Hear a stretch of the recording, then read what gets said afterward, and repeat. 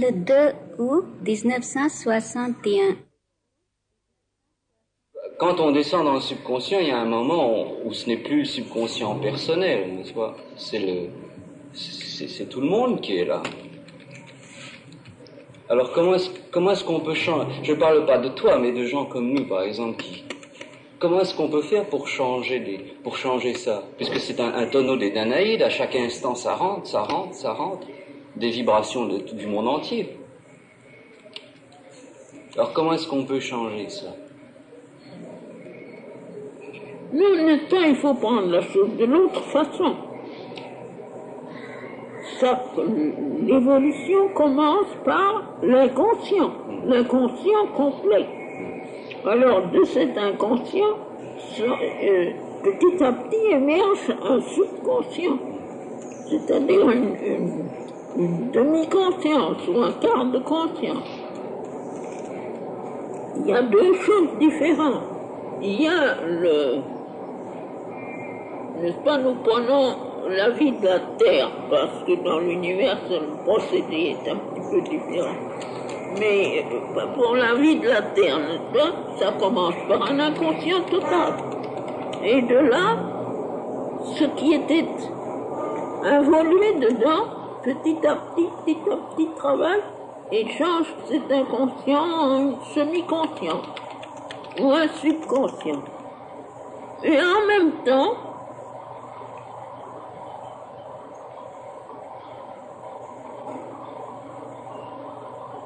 il y a un travail individuel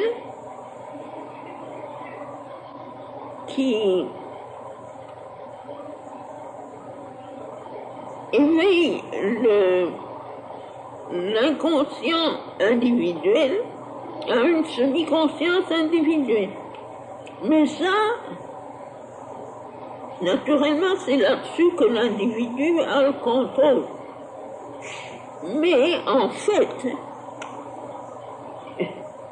ce n'est pas individualisé. Parce que l'individualisation commence avec la conscience. Par exemple, mais le subconscient des plantes ou le subconscient des animaux, c'est une chose qui n'est pas individualisée. Et on pourrait appeler le comportement d'un animal ne provient pas d'une individualisation, mais du génie de l'espèce. Alors, le subconscient individuel est déjà une chose qui a évolué du subconscient général. Mais quand n'est-ce pas, quand on descend comme pour faire un travail de transformation, par exemple pour amener la lumière dans les différentes couches de vie, eh bien, on descend dans un subconscient universel, pas universel, n'est-ce pas, je vais le parler, cosmique terrestre, un subconscient terrestre. Ce n'est pas un subconscient individuel. Et le travail se fait dans l'ensemble. Pas dans... Ça ne se fait pas par une individualisation, ça se fait par le mouvement contraire, par une sorte d'universalisation. Oui, ce que je veux dire, c'est qu'automatiquement, quand on progresse, on s'universalise, n'est-ce pas? Oui. Alors on nous dit qu'il faut changer ce subconscient, y amener de la lumière. Oui. Mais comme c'est quelque chose qui est universel, ça n'a pas de fin, parce qu'à chaque instant, ce sont des choses qui viennent qui viennent du dehors, d'ici, de là. C'est sans fin. Comment est-ce qu'on peut changer ça? Non, ce n'est pas sans fin, parce que Ça a les limites de l'atmosphère terrestre. Oui, normal. Ben oui, mais alors c'est pas sans fin. Mais alors comment est-ce qu'on peut agir là-dessus? Comment est-ce qu'on peut... Toutes ces vibrations qui rentrent, toutes ces choses du monde, de la Terre. Comment est-ce qu'on... Mais la minute où tu t'individualises, où tu t'universalises, tu agis sur le tout. Mais même ce que le Bouddha disait ici, si vous avez une vibration de désir, cette vibration fait le tour de l'atmosphère terrestre. C'est le contraire qui est impossible. C'est de se séparer. On se sépare en idée, mais on ne peut pas se séparer en fait. C'est-à-dire que si tu essayes de supprimer le subconscient en toi, il faut que ton mouvement soit général. Il ne peut pas être personnel. Oui, bien sûr. Tu n'y arriverais jamais. Oui. Bien sûr, mais alors comment? Ce sont des vibrations qui se recréent sans cesse. Non, elles ne se recréent pas. Non, elles ne se recréent pas. Et à chaque instant, il y a des gens qui ont de mauvais mouvements. Et ben tout ça, ça Ah, rend... mais alors, ça reste ça fait comme ça, dans l'atmosphère de la Terre. Mais l'atmosphère de la Terre, à point de vue universel, c'est une chose très petite, n'est-ce pas? Eh bien, là-dedans, ça tourne en rond. Et au contraire, à cause du mouvement d'évolution, ça progresse. C'est-à-dire que l'inconscient de maintenant n'est pas aussi inconscient que l'inconscient du commencement. Et le subconscient de maintenant n'est pas aussi subconscient et aussi généralisé qu'au commencement. C'est ça qui représente l'évolution terrestre. Oui, mais justement, tu disais ça tourne comme ça. Ah. Mais ça veut dire que justement, ça se recrée sans cesse. Mais ça ne se recrée pas. Ça tourne. C'est pas la même chose. C'est pas la même chose. Recréer, ça voudrait dire que des autres sphères ou du suprême, un nouveau contingent d'inconscient et de subconscient viendrait. Non. Nous prenons ça comme un accident. C'est arrivé, c'est arrivé. Ça ne fait pas partie d'une création infinie et éternelle. Mais alors, nos vibrations de conscience ont un effet pour changer ces vibrations générales. Nous sommes les premiers instruments possibles pour commencer à faire progresser. Par exemple, c'est une façon de dire, mais il est probable que la transformation de l'inconscient en subconscient est beaucoup plus rapide et beaucoup plus complète qu'avant l'arrivée de l'homme sur la Terre. L'homme est un des premiers éléments de transformation. Évidemment, les animaux sont plus conscients que les plantes, c'est évident. Mais enfin, le progrès voulu est par conséquent beaucoup plus rapide, ça appartient à l'humanité. De même que, selon ce que what one expects, n'est-ce pas, ce que l'on espère, plus qu'espère, quand la nouvelle race supramentale sera sur la Terre, le travail ira beaucoup plus vite. Et alors forcément, l'homme en profite. Et comme ça se fera dans l'ordre Lucifer, dans le désordre mental, il est probable aussi que les animaux en profiteront et que tout en profitera. C'est-à-dire la Terre tout entière comme une entité, n'est-ce pas? Son progrès sera de plus en plus rapide. Et l'inconscient est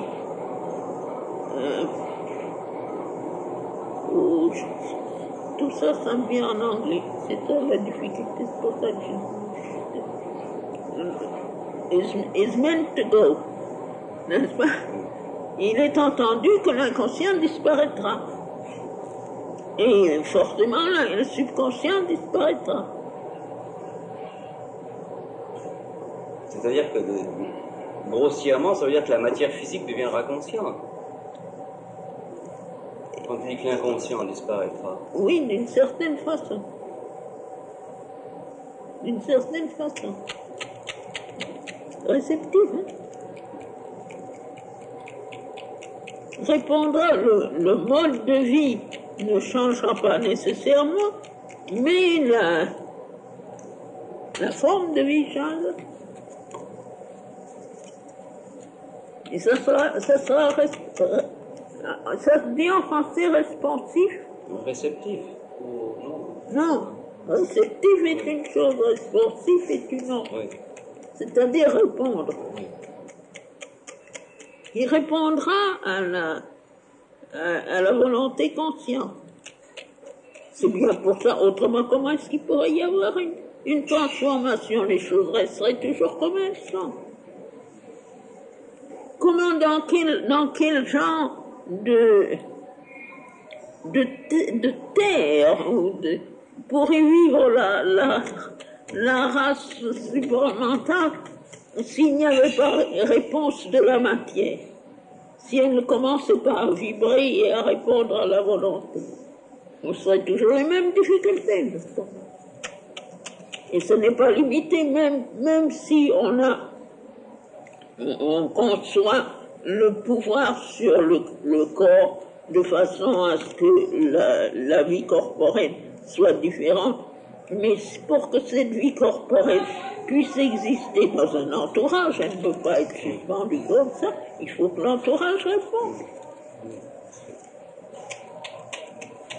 Et ça, c'est tout évident que l'inconscient et le subconscient et le semi-conscient, tout ça, c'est accidentel.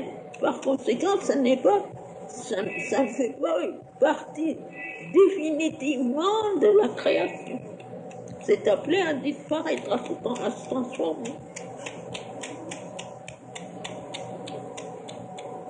Mais moi-même, il y a des années, quand avec Siobindo nous avons passé de plan en plan, de mode de vie en mode de vie. Et quand on est arrivé au subconscient, on s'est aperçu que c'était plus individuel. C'était terrible. Le reste, le mental et tout ça, le vital, le corporel naturellement, c'est individualisé. Et puis de là, quand on descend en dessous, c'est fini. Il y a bien quelque chose entre la vie consciente du corps et cette vie subconsciente terrestre. Il y a comme des éléments qui sortent et qui sont le résultat de l'action de la conscience individuelle sur la substance subconsciente. Ça fait une sorte de semi-conscient. Et ça reste. C'est quand on dit aux gens, vous avez repoussé votre difficulté dans le subconscient, elle remontera de là. Ce n'est pas le subconscient général, c'est quelque chose du subconscient qui s'est individualisé sous l'action de la conscience. Et ça reste là, comme ça, et puis ça revient. C'est pour ainsi dire interminable. Même la partie personnelle. Je continue toutes les nuits à avoir des choses, tu sais, de plus en plus ahurissantes qui sortent du subconscient comme ça pour se faire transformer. Et alors ça, c'est une sorte de mélange, ce n'est pas clairement individualisé, c'est une sorte de mélange de tout ce qui était proche plus ou moins proche dans la vie. Alors, et là, par exemple, il y a des gens qui sont mélangés. Encore il y a 2 jours ou 3 jours, j'ai eu, n'est-ce pas, on revit les choses. Comme les gens qui ont des rêves, mais ce ne sont pas des rêves, n'est-ce pas, mais on revit ça. Et alors, dans un certain cadre, un certain ensemble de circonstances symboliques ou expressives en tout cas. Et alors là, encore il y a 2 jours, j'ai eu affaire à quelqu'un, n'est-ce pas, j'avais quelque chose à faire avec quelqu'un, parce que j'y travaille activement. Et cette personne, je me disais, mais est-ce que c'est celle-ci ou est-ce que c'est celle-là? Et alors quand j'ai commencé à regarder avec une conscience plus la conscience d'un témoin, que j'ai témoin dans l'action, je me suis aperçu que c'était tout simplement un mélange des deux. Et que dans le subconscient, tout ça, c'est mélangé. Déjà au Japon, il y avait 4 personnes que je ne pouvais jamais distinguer dans mes activités de la nuit. Toutes les 4 étaient toujours mélangées. Et Dieu sait qu'ils ne se connaissaient même pas. Parce que leur réaction subconsciente était similaire, était identique.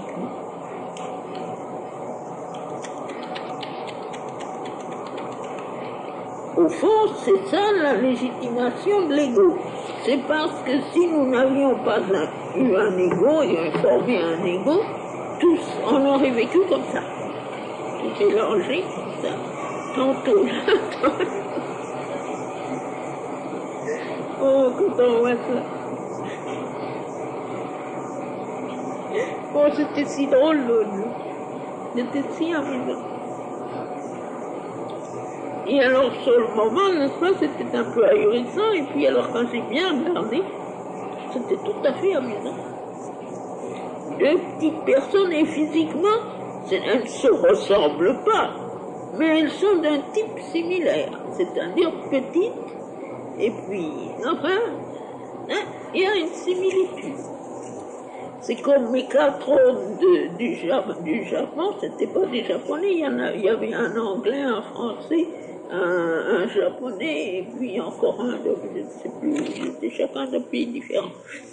Et la nuit, tous les mêmes.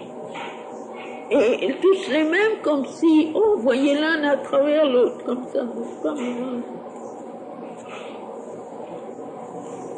Très amusant. Au fond, on s'individualise que lentement et difficilement. Et ça, c'est pour ça qu'on a un ego, autrement on ne serait jamais individualisé. On serait déjà une sorte de place.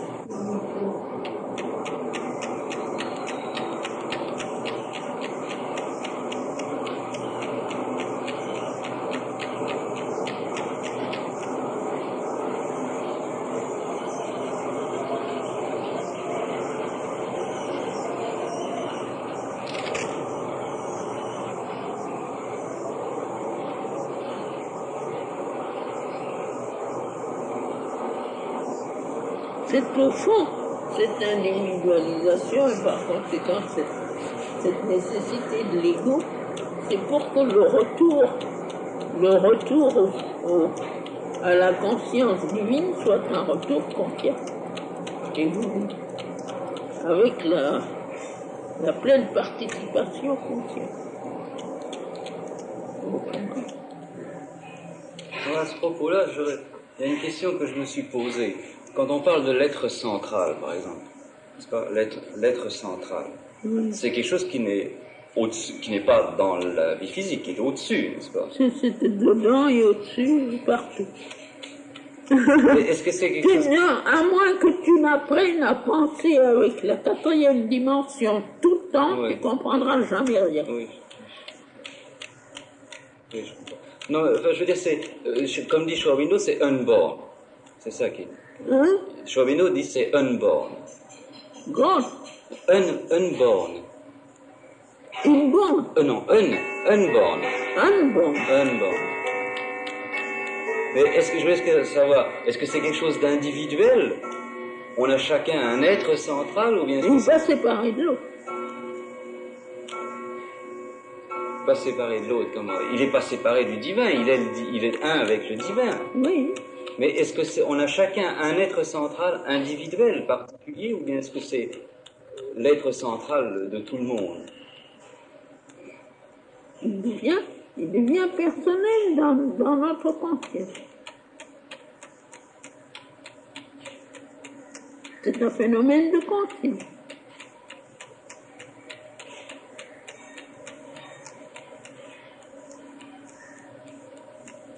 Mais ça, il n'est pas séparé.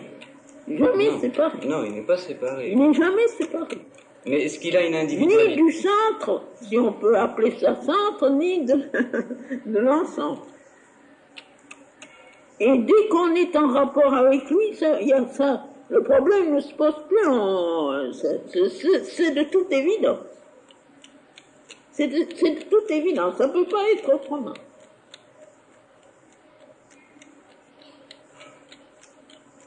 Parce que quand on perd l'ego et qu'on trouve cet être central, Oui. Sri Aurobindo dit qu'il reste une individualité, c'est pas une dissolution. On a une personnalité. personnalité. C'est ça. C'est donc, cette personnalité, c'est celle de l'être central. C'est la personnalité vraie, la personnalité de l'être central. Oui. C'est donc quelque chose qui est quand même individuel, c'est pas quelque chose qui est un moi impersonnel. Individuel dans l'action, dans la manifestation. Et alors c'est là le problème. Sri Aurobindo dit que ça, c'est permanent, n'est-ce pas? Tandis que toutes les autres, les anciennes traditions disent que ça disparaît avec la disparition du corps. C'est un moi individuel permanent.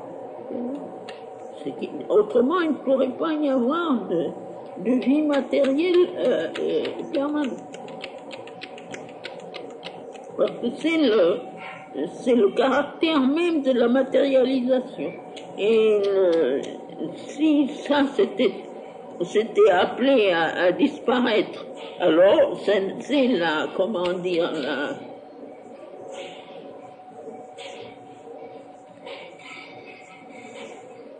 pas légitimation, c'est le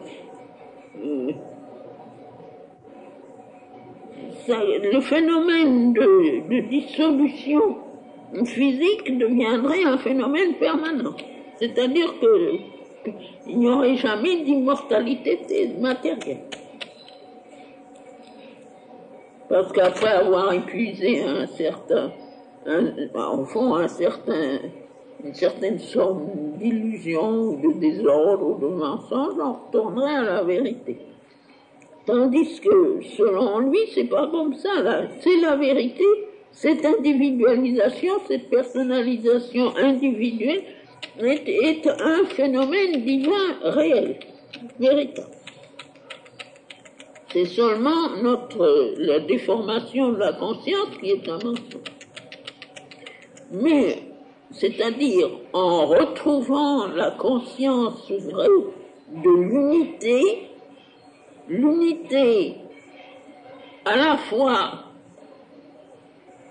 dans le manifesté, dans le non manifesté, et supérieur au manifesté et au non manifesté, c'est-à-dire supérieur contenant en soi-même également le manifesté et le non manifesté, eh bien cette vérité-là inclut la personnalisation matérielle. Autrement, ça ne pourrait pas exister. Et chacun a une personnalité différente. Oui. Personnalité. Peut-être pas chacun dans le désordre actuel. Oui. Enfin, chaque être. En principe. Oui, chaque être conscient. Oui, en principe. Chaque âme vraie. Vrai, c'est-à-dire formé. Oui, ça c'est le résultat de commencer par en bas. Mais si tu prends par en haut, Chacun représente quelque chose du divin. On peut dire comme ça. Mais ça, c'est encore séparatiste. Parce que qu'est-ce que c'est que cette personnalité? Oui, c'est un mode d'être. Ce qui fait que chacun est différent de C'est un l'autre. mode d'être. Un mode d'être. Oui, d'une certaine manière.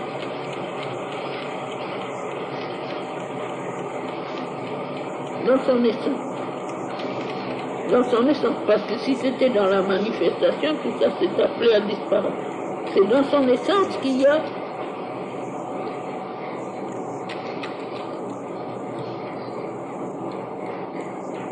n'est-ce pas? Comment dire? Oui, ce sont des modes d'être. Comme lorsque, à la première manifestation, n'est-ce pas, quand il y a eu ces 4 modes d'être qui ont été les premiers créés.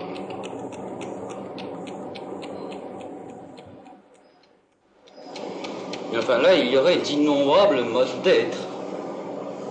Oui. Chacun représentant un mode Oui, d'être. oui. Une multitude. Autrement, il ne peut pas y avoir de jeu. Pas de jeu comme ça, il ne peut pas. Parce que j'ai vu que dans ce qu'il dit, c'est que c'est il a mis je viens de le traduire, la jouissance et la possession de l'un avec la multitude, de la multitude avec l'un et de la multitude avec la multitude. Par conséquent, s'il y a un jeu comme ça doit être innombrable. Une diversité innombrable. Alors, comment se fait-il que tous ceux qui ont eu des réalisations passées, qui ont trouvé le moi véritable, comment se fait-il qu'ils ont tous c'était la dissolution qui reste de Pas l'individu, tout. qui restait pas de personnalité? Pas tout. Tous ceux qui ont ensuite, qui sont allés dans la non-existence.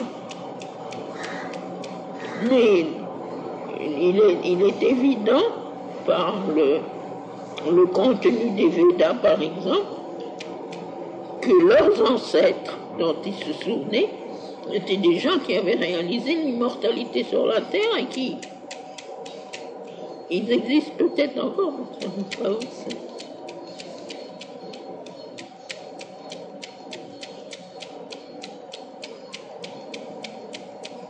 Et ils avaient cette conception-là.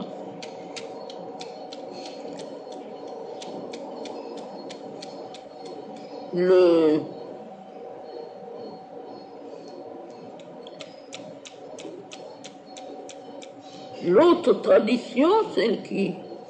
L'autre ligne, celle par exemple dont Théon disait qu'il était à l'origine de la Kabbale, et qui disait qu'il était à l'origine des deux, de la Kabbale et des Védas. Il disait ça. Eh bien, celle-là avait la conception la même que celle que Sri Aurobindo a donnée. C'est-à-dire la conception de la vie divine, d'un monde divin.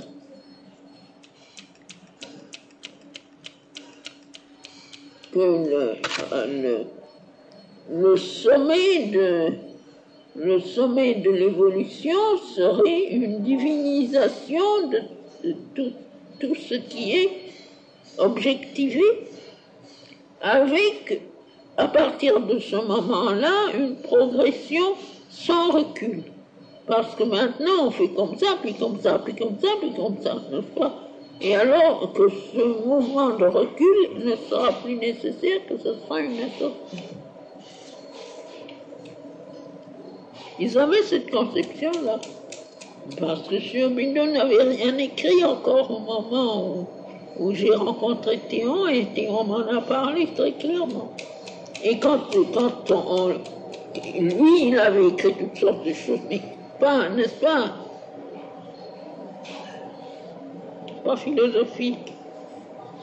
Et c'était tout des histoires.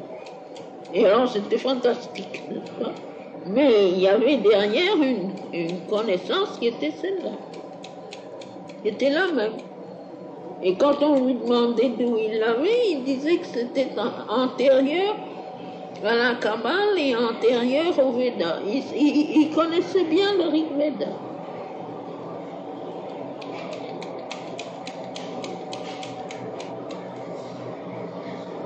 Il n'avait pas du tout la voix de Bhakti, pas du tout. L'idée de surrender au divin, ça lui était absolument étranger. Mais il avait l'idée de la présence divine ici, du divin immanent et de l'union avec ça.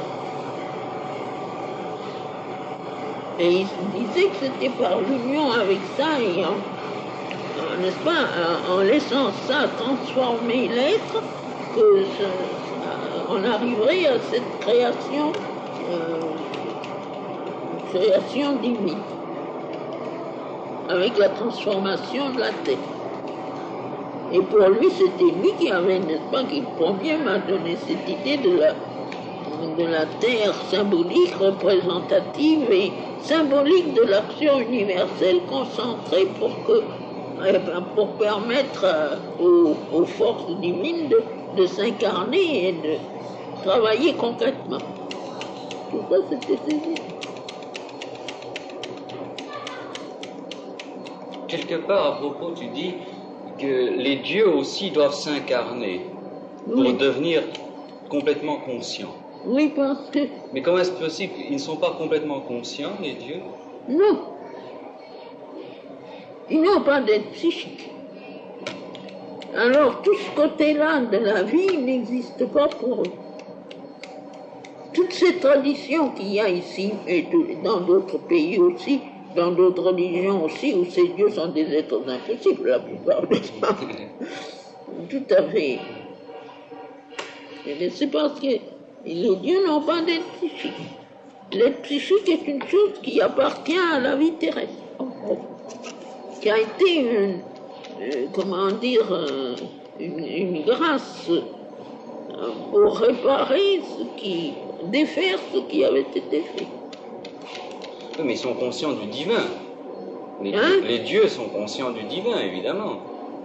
Écoute, mon petit, ils sont conscients de leur divinité. Sur tout ça. Mais branchés, oui. Mais non, ils n'ont pas la conception de...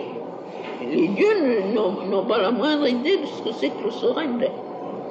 J'en ai l'expérience. J'ai eu une expérience très intéressante. Est-ce que c'était l'année dernière ou l'année d'avant? Je ne sais pas. Mais c'est après être monté.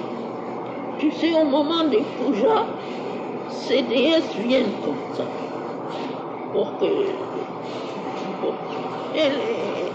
N'est-ce pas? Elles n'entrent pas d'une façon en se liant, mais elles viennent pour se manifester. Et cette fois-là, je ne sais pas si c'est l'année dernière ou la fois d'avant, mais c'est bien possible que ce soit l'année dernière, pas plus tard, pas plus tôt que ça. Il y avait Durga vient toujours quelques jours d'avant. Et là, ils sont la clôture, comme ça. Et alors cette fois-là, pendant mes méditations là-haut, j'avais un rapport avec elle, avec le nouveau pouvoir qui était en moi, dans ce corps, ce corps. Et comment est-ce qu'on peut dire ça? Je la faisais participer à cette conception du surrender, n'est-ce pas?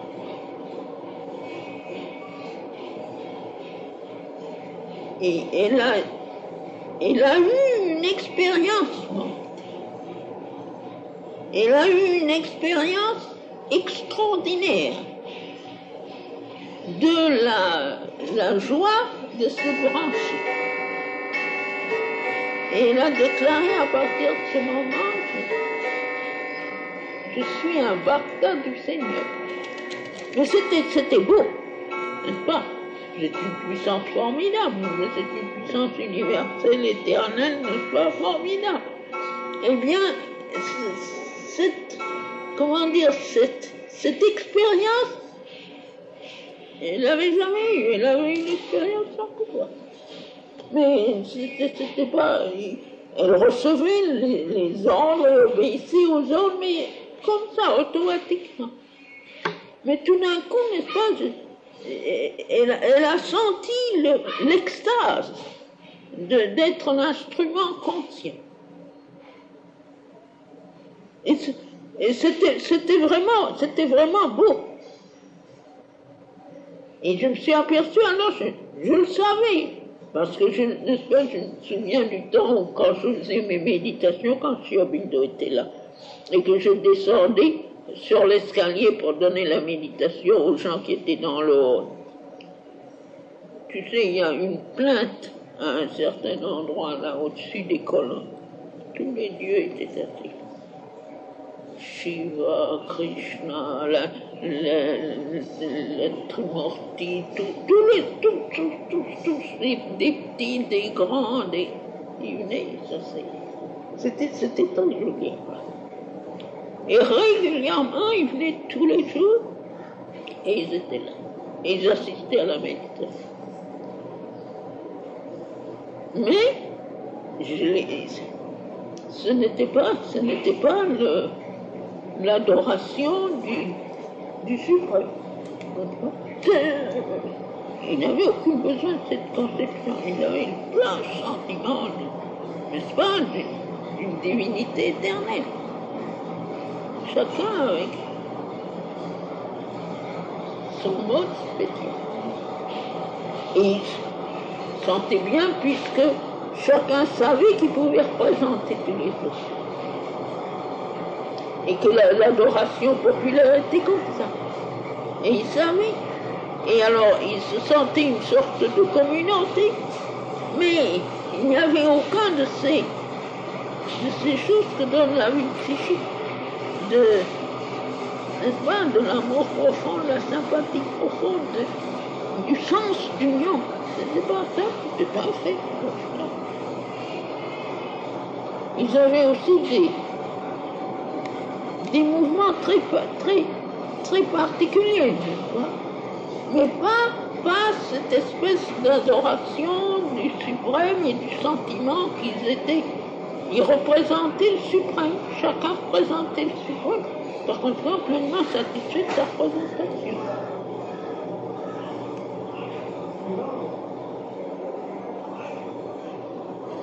Il n'y avait que Krishna parce que en 26, c'était en 26, j'avais commencé, n'est-ce pas, une sorte de création de l'overmind.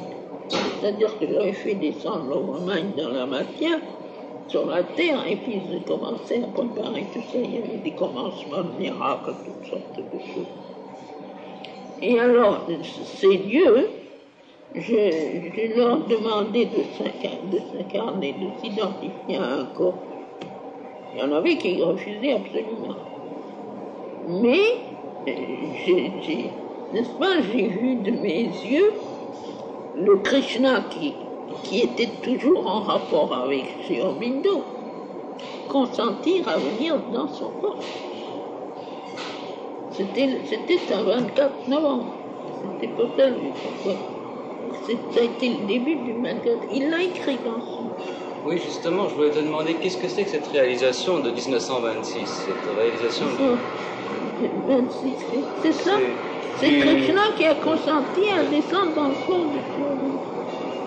Fixé là, tu comprends, il y a une grande différence. entre s'incarner, fixer, pouvait agir comme une influence qui vient et va, qui bouge, qui vient. Ils ont toujours ça. Tout de nous-mêmes, dans notre être intérieur, nous ajoutons 100 ou 10 places en même temps, n'est-ce pas? C'est évident.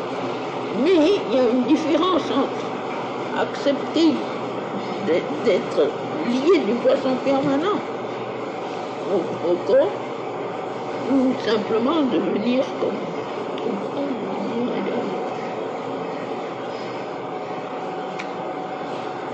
Il y a une différence entre être une influence permanente et une présence permanente. Ça, ces choses-là, ce sont des choses dont on a l'expérience. Je sais, ça.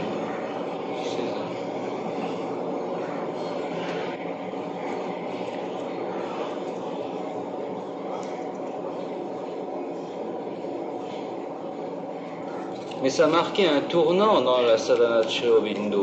En quel sens? C'était un phénomène important pour la création, n'est-ce pas? Et lui, ça lui était assez indifférent. Seulement, je lui ai dit. Et alors, c'est à partir de ce moment-là qu'il a décidé de ne plus avoir affaire avec les gens, se retirer. C'est pour ça qu'il a rappelé tous les gens. Il a eu une dernière réunion parce qu'il sortait, n'est-ce pas, tous les jours, il voyait tout le monde qui venait le voir.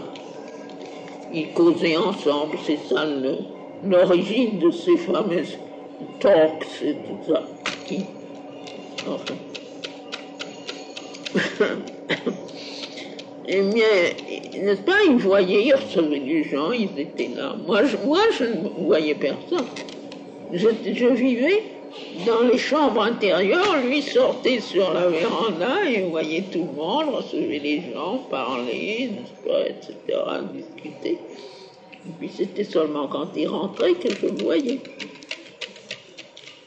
Mais alors, quand ça, moi j'avais, après un certain temps, j'ai eu moi aussi des méditations avec les gens et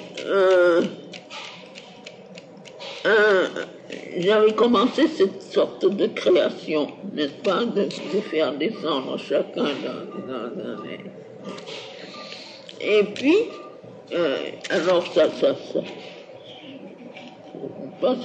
il y avait une courbe ascendante extraordinaire. Et j'étais en relation avec tous ces êtres et j'ai demandé à Krishna, parce que je le voyais toujours là, autour de Sri Aurobindo. Je lui ai dit, ça c'est très gentil, mais maintenant, moi, je veux ma création sur la terre, puis t'incarne. Il a dit oui. Et je l'ai vu de mes yeux comme ça, vraiment des yeux intérieurs, qui se liaient à Sri Aurobindo. Alors, je suis entrée dans la chambre de Sri Aurobindo et je lui ai dit, ben voilà ce que j'ai vu. Alors, il m'a dit, yes, I know. Et alors, il a dit, c'est bien, je prends la décision de me retirer. Et c'est vous qui prenez la charge des gens. Il y en avait à peu près une trentaine. C'est vous qui prenez la charge des gens. Et alors, il a appelé tout le monde. Il a eu une dernière réunion. Il s'est assis, ma fille assise à côté de lui. Et il a dit aux gens, je vous ai appelé pour vous dire qu'à partir d'aujourd'hui, je me retire et pour ma sadhana, et c'est mère qui prendra la charge de tout le monde. C'est à elle que vous devez vous adresser, c'est elle qui me représentera, c'est elle qui fera tout le travail. Il ne me l'avait pas dit.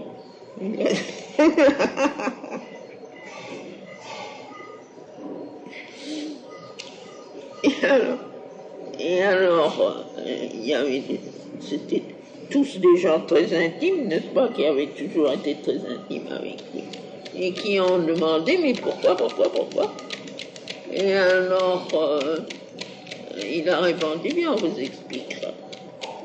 Et moi, je n'avais aucune intention d'expliquer rien du tout. Et je me suis retirée avec lui. Et c'est Data que tu n'as pas connu, une Anglaise qui était partie d'Europe avec moi, qui est arrivée ici, et qui est restée ici jusqu'à sa mort, elle avait une espèce des inspirations comme ça. Et alors, quand moi je me suis retirée avec elle, elle a commencé à parler, elle a dit qu'elle sentait que Aurobindo parlait en elle, a commencé à parler, à tout expliquer, que c'était Krishna qui s'était incarné, et qu'à partir de ce moment, il allait faire une sadhana intensive pour la descente du supramental, que c'était comme une adhésion de Krishna à la descente du supramental sur la terre, et que comme il serait occupé, qu'il ne pouvait pas s'occuper des gens, il m'avait donné la charge et c'était moi qui ferais tout le travail. Okay. Ça s'est passé en 26.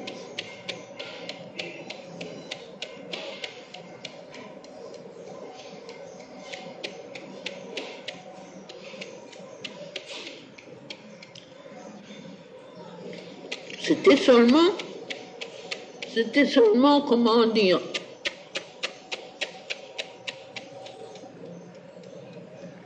une participation.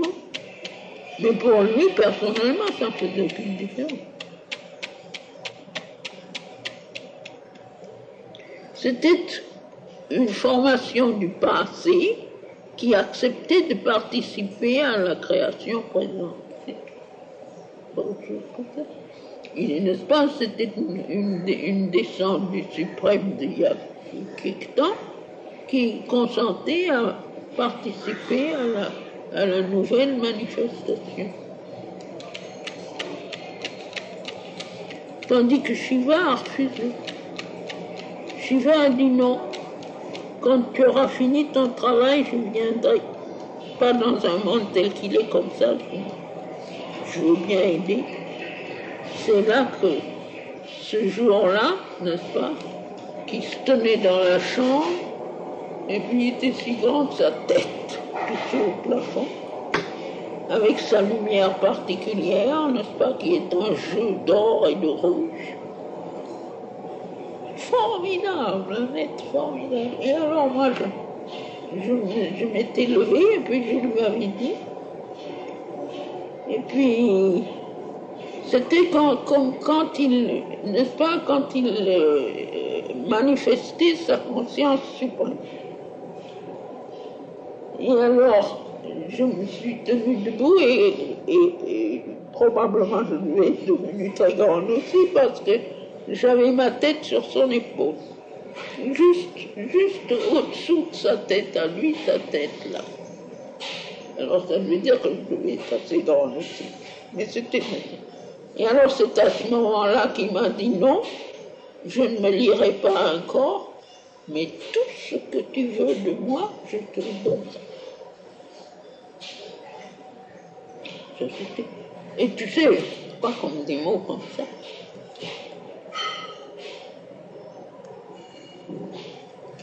Alors la seule chose que je lui ai dite, je ne veux plus d'ego physique. Et mon petit, c'est arrivé. Mais alors, c'était si extraordinaire. Je suis, au bout d'un moment, je suis allée trouver sur Aurobindo, puis je lui ai dit voilà ce qui est arrivé. Et j'ai une drôle de sensation que ce n'est plus un aggloméré. Ce n'est plus Les cellules ne sont plus agglomérées. Ah oui, aggloméré. Ça va bien. Alors il a dit, il m'a regardé, il a souri, il a dit pas encore n'inquiète. Et puis alors cet effet-là a disparu. Et l'autre m'avait bien donné ce que je voulais.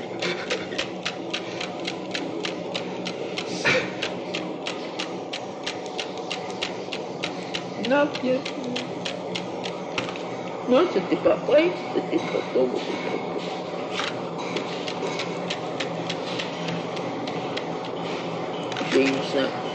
il y a 2 ans. Il y a autre chose, les choses sont différentes.